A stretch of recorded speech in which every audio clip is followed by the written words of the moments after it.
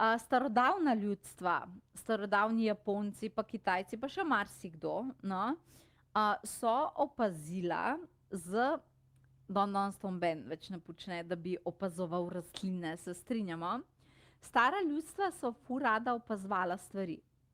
Torej, 500 000 let nazaj in tako dalje so zelo radi opazovali. Radi so opazovali vreme, absolutno vreme, zaradi tega, ker so iz tega dobili ven veliko sporočil. Radi so opazovali rastline, radi so opazovali obnašanje živali in tako dalje, zaradi tega, ker če so opazovali zrak, vreme, rastline, živali, so veliko prej, preden bi lahko bilo kaj narobe, so veliko prej dobili določene informacije.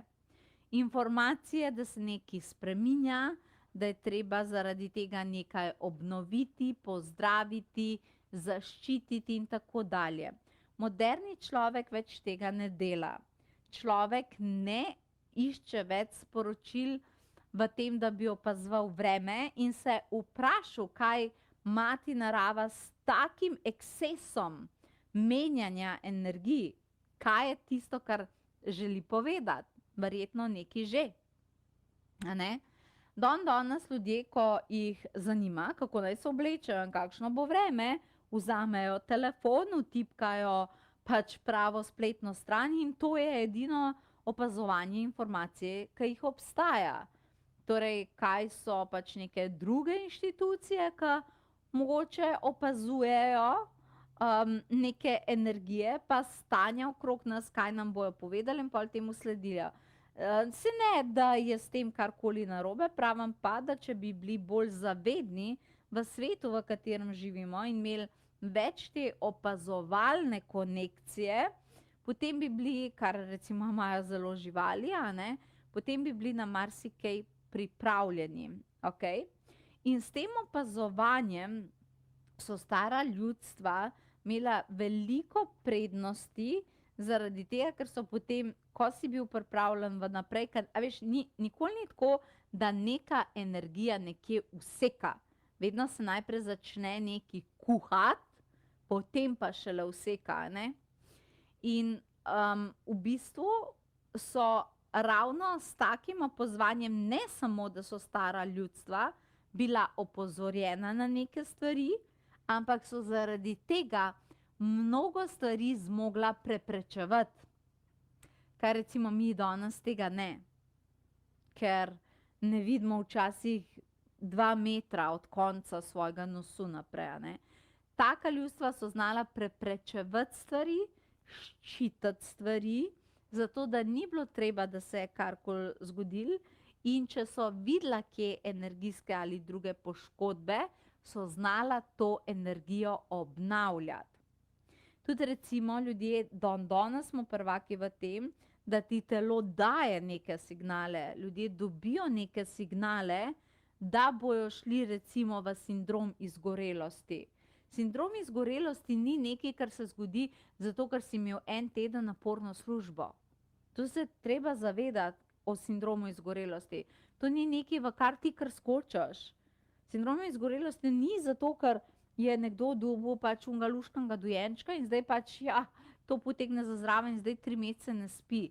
Verjamem, da je tak človek ful utrujen, ampak to ni še, veš, tista izgorelost, ko ljudje obležijo, ko se ne morejo premakniti, ko komi dihajo in tako dalje.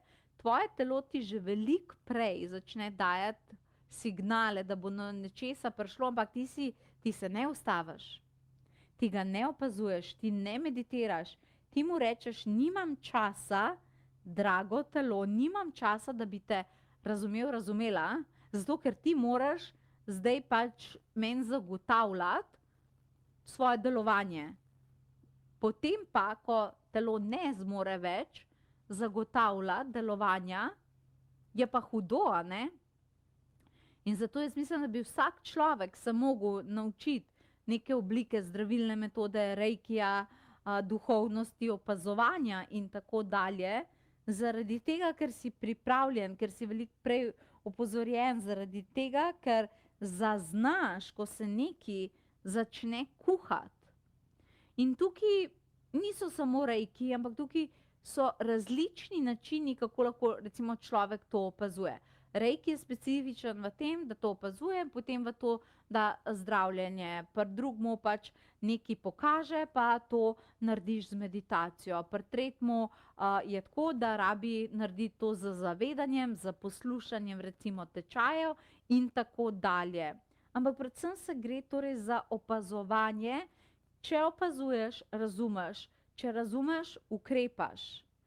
Če ne opazuješ, ne opaziš. Če ne opaziš, ne moreš ukrepati, potem lahko samo miriš posledice. Škoda je, da tako živimo, zaradi tega, ker duhovnost, zdravilne metode, reiki, karkoli že, karkoli ti je všeč, vse metode in meditacija, kanaliziranje, budistične metode, razreševanje podzavestnih vzorcev, reiki in tako dalje, vsak izmed njih ima unikaten imprint in pečat te vse dobre stvari so te tristopenjske metode, ki zagotavlja, da si ti v redu. Opazovati, razumeti, ukrepati. Zato, ko mene ljudje vprašajo, zakaj bi hodili na nek tečaj, kdo ne bi hotel imeti principa v svojem življenju, ki pravi, da so vse dobre stvari 3. Jaz že, zagotovo. In absolutno, glede na to, kakšen je svet danes, definitivno drugačen, veliko ljudi svet skrbi danes, kot je bil včasih. Mislim, da edina stvar, ki jo moramo zdaj narediti, je uvesti 3 stvari, če želimo biti bolje.